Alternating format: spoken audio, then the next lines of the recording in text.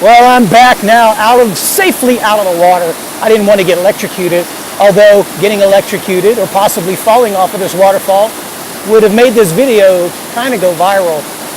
I might have been dead, but well, anyway. So Tin Cup Mountain Whiskey, you may have heard of this. You've probably seen the commercials. They've been airing like crazy, especially over the Stanley Cup playoffs. And it's this whiskey where they're portraying a bunch of guys. They're all up in the mountain, and they're hiking, and they're climbing mountain, they're chopping wood, they're doing man things. And they're way up in the tippy tops of the Rockies, camping out, sharing their campfire Tin Cup whiskey. Now we're going to talk a little bit later about how crazy and dumb that commercial is, kind of razz them up a little bit. But before we get to that, let's talk a little bit about Tin Cup whiskey. It's, first of all, take a look at this bottle. It's in a hexagon shape. And to stay with their mountain theme, what they claim on their website, is the reason that this is in a hexagon shape is because if you drop it, it won't roll. So I guess if I just drop it right here, it's not going to roll. But that's the reason for the hexagon shape. It's also got a lot of embroidered tin cup. It's got Colorado in it. Again, if you've seen the commercials, they're claiming that this is Colorado whiskey, high up in the mountains. Now, they're not the first one to try to take advantage of the Colorado mystique.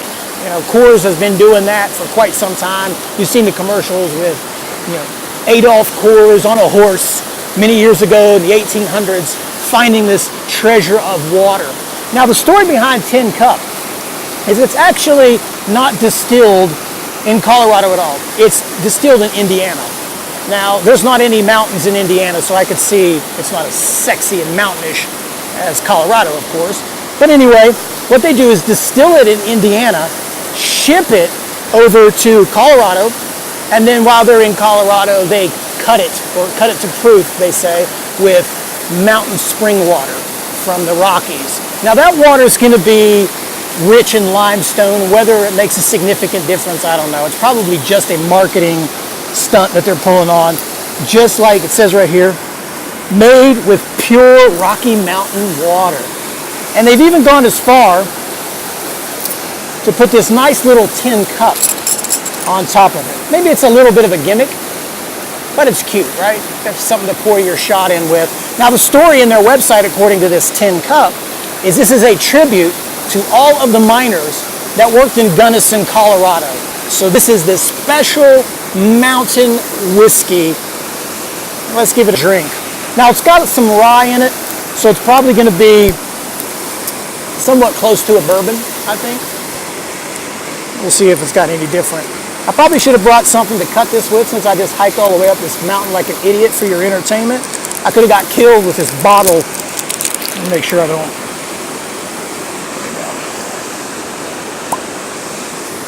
It's even made here. It's got this nice little tab from Jess Grauber, founder. Since 1972, he's been trying to make this special whiskey for you so you can share it in the mountains with all of your friends. Look at him. He's got a cowboy. He looks like Buffalo Bill. Anyway. It really smells a lot like Jim Beam, so it's got a lot of rye in it. I like Jim Beam. Now, this is going to run you about $26, $28, $25 at BevMo, 20% off coupon if you get a card. And let's get it even has an elevation, 5,657 feet. So where's my tin cup? I'm pouring it in my tin cup. This is as wild as this whiskey has ever got. Untamed and wild. Will I be untamed? Will I be wild drinking it out here, or will I get buzzed and fall off of this huge waterfall I just climbed?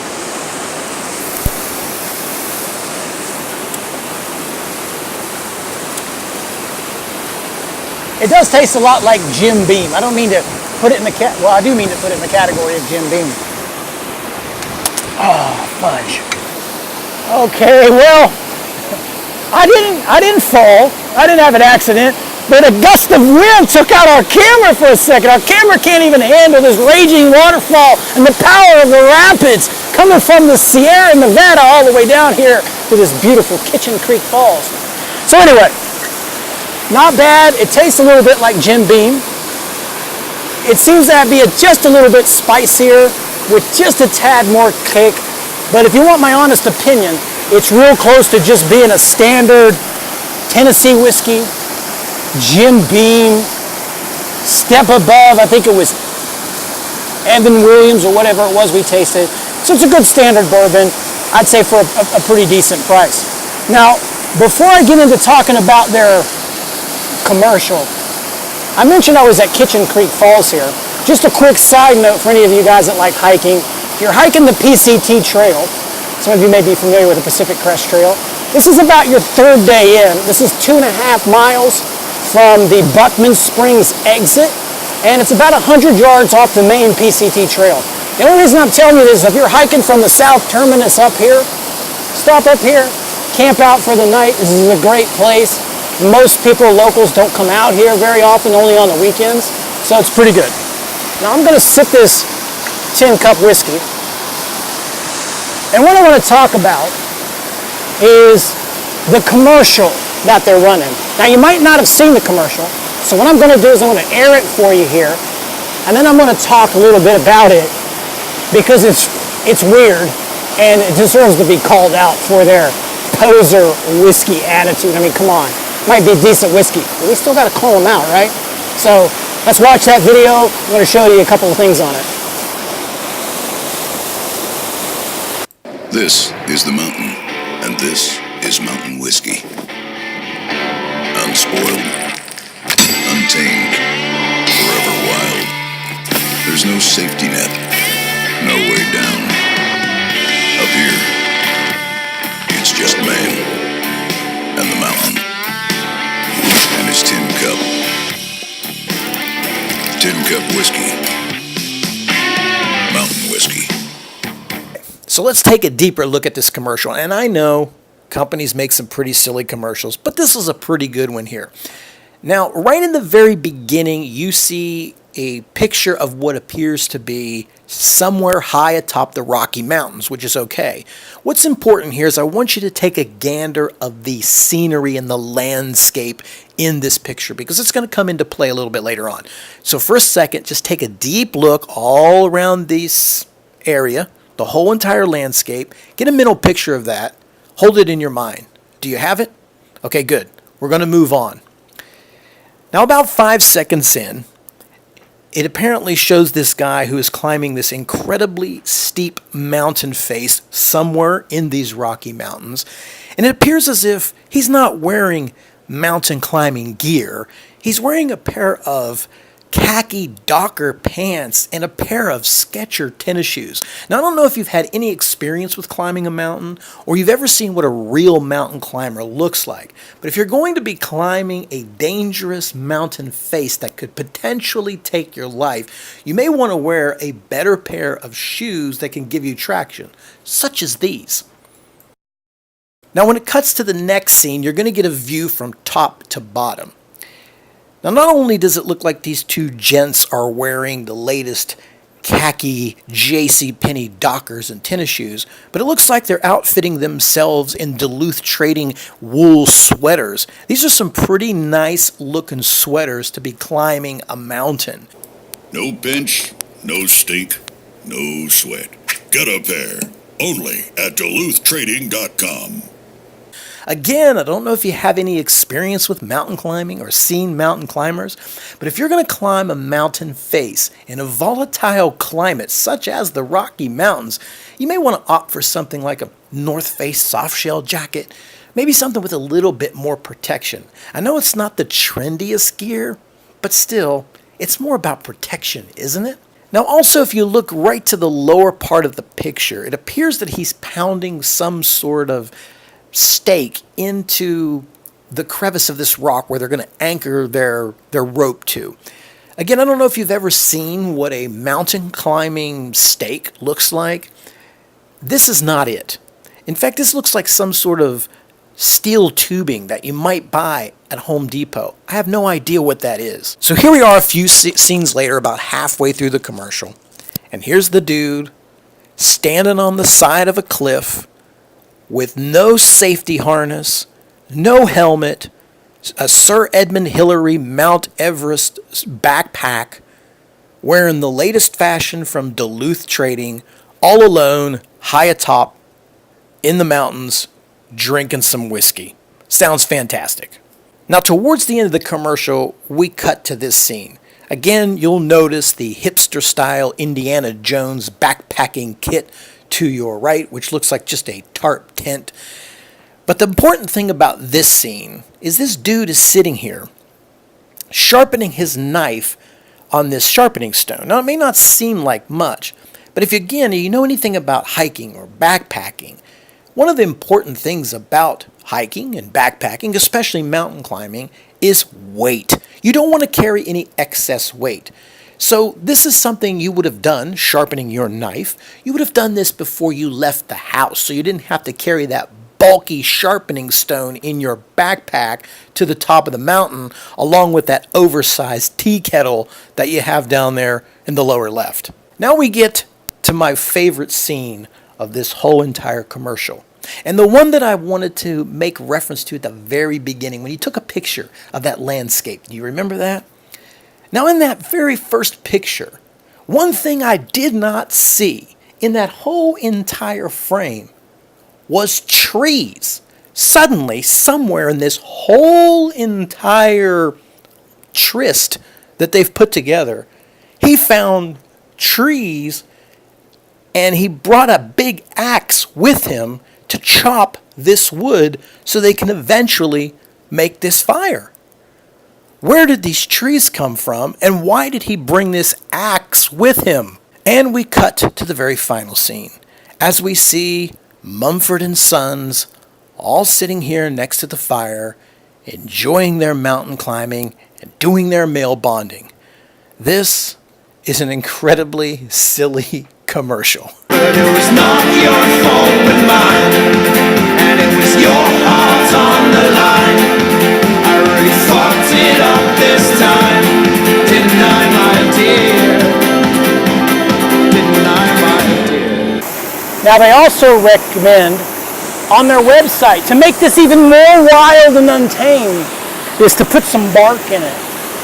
So fortunately out here, I have some bark. And we're going to put some bark in this bad boy right now. Let's just put the whole stick right in there. There we go. Look at that. It's like one of those beautiful drinks you buy at a resort with the umbrellas, right? Bark. Is it more wild or her?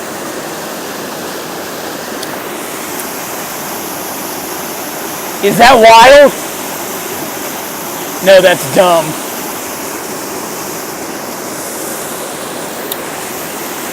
Nope, no more wild. So anyway, that's what they're doing. They're portraying that mountain atmosphere, and it's anything but mountain. Now, some of you may say, why is whiskey always associated with mountains and cowboys? Well, if you're actually backpacking or you're going on any distance hikes, whiskey doesn't spoil like other spirits might. And because of its potency, you only need a shot. So you could actually hike the entire PTC trail, all 2,500 miles of it, and you probably wouldn't even go through this whole entire bottle. Unless you, of course, ran into someone interesting on the trail. You know, one thing led to another. Maybe you wasted the whole bottle on them and, you know, got something going on in the tin. I don't know. Not that I would know anything about that. But Tin Cup Mountain Whiskey. So a quick lesson for today while we're out here. Waterfalls are always awesome, you know. This is just a really nice waterfall in San Diego, but you got epic waterfalls all the way across the world, like Havasupai Falls, and you have beautiful pieces of nature like the Zion Narrows, and you know the Grand Canyon itself, and so many other types of beautiful pieces of nature across this world. And when you look at nature, what's so breathtaking about it is that what we're looking at here took millions of years to develop. Like, this water is probably coming from 1,000 miles away, high above the Sierra Nevada, pounding its way through all of these rocks and through canyons, and the water is fighting its way. And if you look closely, like with every waterfall, it's going to have like marks where the water has just busted, you know, put marks into the rock. And this is done over millions and millions of years. So my point, or what I'm trying to say, is is that beautiful things, great things, epic things don't happen overnight. This whole evolution and the beauty that you see in this world has taken place. It's billions of years in the making. But the point is, when you're starting out, or where I'm going with this, is when you're starting out doing something and you have a goal, remember, the sweeter that the ride is, the longer that it takes, the more you'll be appreciative of it. And anything that is worth doing in life is probably going to be difficult. Love, hiking to waterfalls, starting a business, becoming a millionaire, trying to be a successful stock trader, whatever it might be. Those things don't happen overnight. It comes by just being persistent. As Bruce Lee would say, be the water. Be the water. So you got to kind of be the water, I guess. Enough of my rant. All right, guys, thanks. I hope you enjoyed this. It was pretty daring trying to get up here. It was physical. Now I got to actually hike back down that mess with all this gear and this whiskey with a little bit of a buzz. Like I said, it's probably not a good thing to drink and then decide to hike a waterfall like this. It could be dangerous. So I'm probably going to have to take a nap here on this rock. But anyway, if you need some help trading, as I always say, visit thelinkinthis.com. Take a trial to the live trade room. If you want to get yourself some mountain whiskey, you want to get out there in the mountains, you want to share this experience with the world, you want to be rough cut, you want to be Colorado bound, get you some tin cup. Not too bad at whiskey. Until next week's episode, thanks for watching.